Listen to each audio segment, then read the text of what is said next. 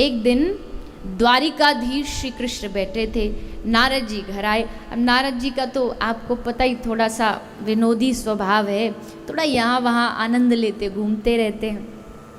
तो आ गए नारद जी, तो सब 16,108 रानियाँ भगवान की खड़ी थी। तो सबके आके नारद जी ने पूछा और हाल चाल सब बढ़िया? हाँ नारद जी सब ठीक। रानियाँ बोली नारद जी देखो आप तो भगवान के बड़े करीब रहते हो, एक काम करोगे हमारा? हाँ जी बोलिए। बोले हमारी तो हिम्मत नहीं द्वारिकाधीश से पूछने की, हमें ये समझ नहीं आता कि आज भी द्वारिकाधीश हमसे अधिक प्रेम ब्रज की गोपियों से करते। और तो और हमने रात को कितनी बार कृष्ण को रोते रोते ये नाम कहते हुए सुना है, राधा राधा राधा। तो हमसे ज़्यादा प्रेम उनसे, विवाह हमसे हुआ, हमारे प्रेम में कमी क्या है? क्या हम प्रेम नहीं करती इनसे? खूब प्रेम करती हम, पर पूछें कैसे? हमारी तो हिम्मत नहीं, पर हमारा ये काम नारद जी आप कर दीजिए। नारद जी बोले ठीक है अभी करे देता हूँ। नारद जी गए द्वारिकाधीश के कक्ष में, जैसे देवर्षि नारद जी घुसे, नारद जी ने सोचा प्रश्न पूछूंगा, पर वहाँ तो पूरा बखेड़ा खड़ा हुआ था। क्या हुआ? भगवान श्री कृष्ण अपना सर पकड़ के जोर जोर से चिल्ला रहे थे, अये मर गया, अये बड़ा दर्द हो गया, अये ये। नारद जी बोले आज ठाकुर जी को क्या हो गया? आज ये तो बड़े, क्या हुआ प्रभु? नारद बड़ी जोर का सर में दर्द है। अरे तो पहले बता देते, आपके लिए कमी है? सारे वेदों को इकट्ठा, अश्विनी कुमार को बुला लाऊं आप कहो तो स्वर्ग से? कौन सी औषधि चाहिए आपको? अभी जाता हूँ बुला के लाता हूँ। जैसे ठाकुर जी ने कहा रुको रुको रुको नारद जी, ये ऐसा वैसा दर्द नहीं है, ये अलग वैरायटी का दर्द है। ये दवाई से ठीक नहीं होगा तो किससे ठीक होगा? भगवान ने कहा मेरे भक्त के किसी चरण की रज मेरे माथे पर जब मैं लगाऊंगा तब मेरा ये दर्द ठीक होगा। ऐसा दर्द है। नारद जी बोले सचमुच ये तो अजीब ही वैरायटी है दर्द की, पर चलो आप कह रहे लो अभी लेके आता हूँ। जैसे नारद जी चलने को हुए, ठाकुर जी ने फिर रोका, रुको रुको रुको, अरे कहाँ जा रहे हो नारद जी? आपसे बड़ा हमारा भक्त कौन होगा? अपने चरणों से उठाओ रज और दे दो हमें। नारद जी बोले नारायण नारायण नारायण, क्या बात कर दी प्रभु आपने। मैं अपने चरणों की रज आपके माथे पर रखवाऊंगा? ना ना ना प्रभु, कैसी बात है, नरक में जाना पड़ेगा, पाप लगेगा। पर आप चिंता मत करो, मैं व्यवस्था करके लाता हूं। नारद जी गए, बाहर रानियां खड़ी थी। पूछा क्या उत्तर दिया? बोले उत्तर बाद में बताएंगे, पहले ये बताओ सब अपने चरणों के नीचे थोड़ी थोड़ी रज दो, ठाकुर जी के मस्तिष्क पर लगानी है, दर्द हो रहा है। अभी कह रही थी ना थोड़ी देर पहले हम बड़ा प्रेम करती हैं उनसे, हम में क्या कमी है, तो दो अब रज दो। रानियां बोली नहीं नहीं नारद जी कैसी बात कर रहे हैं आप, पतिदेव हैं वो हमारे, स्वामी हैं वो हमारे, हम सेवा परायणा पतिव्रता स्त्री हैं, ऐसे कैसे चरणों की रज दे देंगी? नहीं नहीं पाप लगेगा हमें। नारद जी बोले ठीक है तो टाइम वेस्ट मत करो, हम आगे जाते हैं, किसी से मांगते हैं। नारद जी सब जगह घूमते जा रहे हैं, जिससे पूछो सब एक ही बात, हम बड़े अधम हैं, हम बड़े पापी, हमारे चरण की रज भगवान के माथे पर ना ना ना, पाप लगेगा, नरक मिलेगा। अंत में नारद जी हारे थके भगवान के पास आए, बोले प्रभु कोई नहीं दे रहा।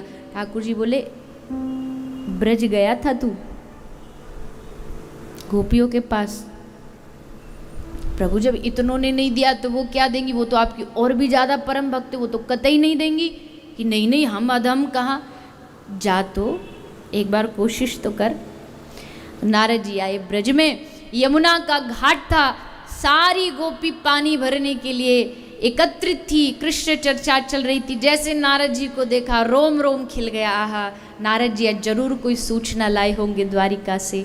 सब प्रसन्न हो गई, नारद जी को घेर लिया, कहो कहो हमारे प्रियतम कैसे, श्याम सुंदर कैसे? नारद जी ने कहा फिलहाल तो बिल्कुल ठीक नहीं है, बड़ा उनके सर में दर्द हो रहा है, चरण की रज चाहिए, कोई देने को तैयार नहीं, सब कहते हैं कि पाप लगेगा, नरक मिलेगा। लास्ट में तुम्हारे पास आया हूँ। जैसे गोपियों ने सुना, सब गोपियों ने रज नहीं पूरी मुट्ठी भर भर के ले करके अपने चरणों की रज नारद जी के झोली में डालती गई। बोले लो जितनी चाहिए लो, और जल्दी जा करके ठाकुर जी के माथे पर जल्दी से जल्दी लगाओ। नारद जी जाने लगे, पर जाते जाते कहा, गोपी एक बात पूछूं? हाँ हाँ पूछिए। एक बात बताओ, क्या तुमको जरा भी भय नहीं लगता कि वो भगवान हैं, हम उनके दास हैं, हमारे कर्म अच्छे नहीं, पापी आदमी हमारे चरण की रज अगर उनके माथे, कितना घोर पाप हो जाएगा, अनर्थ हो जाएगा, नरकगामी होंगे हम लोग। तब गोपी ने मुस्कुराते हुए कहा, हे नारद, ये लाइन जो समझ गया वो प्रेम को समझ गया। गोपी कहती है, हे नारद, अगर कृष्ण को सुख देने के लिए, कृष्ण का दर्द दूर करने के लिए मुझे नरक भी जाना पड़े तो एक बार नहीं 1000 बार मैं जाने को तैयार। 1000 बार जाएंगे नरक में, नरक में भी रहेंगे तो ये खुशी रहेगी कि हम अपने प्रियतम को सुख दे करके आए। हमारे लिए वो नरक स्वर्ग से बढ़कर होगा, क्योंकि हमें पता है कि इससे हमारे प्रियतम को सुख मिला, उसके सुख में हमारा सुख है। चाहे उसके लिए पाप लगे पुण्य लगे, हमें कोई फर्क नहीं पड़ता। नारद जी ने उसी समय वो जो रज थी ना, बोले ये द्वारिका वाले को तो बाद में जाके लगाऊंगा, पहले ये रज में अपने माथे पर लगा लेता। धन्य हो गोपिया तुम। देवर्षि नारद जी ने भक्ति सूत्र लिखा। भक्ति सूत्र, भक्ति के ऊपर नारद जी का इतना बड़ा ये ज्ञान है। उसमें क्या लिखा, जब नारद सरीखे ज्ञानी से पूछा गया भक्ति कैसी होनी चाहिए, तो लिखा यथा ब्रज गोपिका नाम, ब्रज के गोपियों जैसी भक्ति सीखो, कोई लालसा नहीं।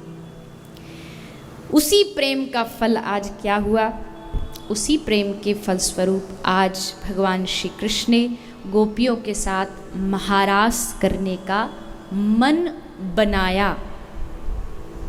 मन बनाया का मतलब, कोई संसार में तो क्या होता, आज मेरा ये मन कर रहा है, क्यों? क्योंकि उसमें हम इच्छाओं से घिरे होते हैं। पर कृष्ण जो महारास कर रहे हैं वो कोई इच्छाओं से, कामनाओं से घिरा हुआ नहीं। कामदेव को तो भगवान ने रास में हराया है। रास को समझना हर एक के बस की बात नहीं। कई लोग को लगता है नाचना गाना बस यही रास है, डांडिया करना बस यही रास है, लड़का लड़की का एक मिलन बस यही रास है। लेकिन रास बहुत ऊंची स्थिति का नाम है, बहुत ऊंची स्थिति का। जीव और परमात्मा जहां एक हो जाए वो रास है।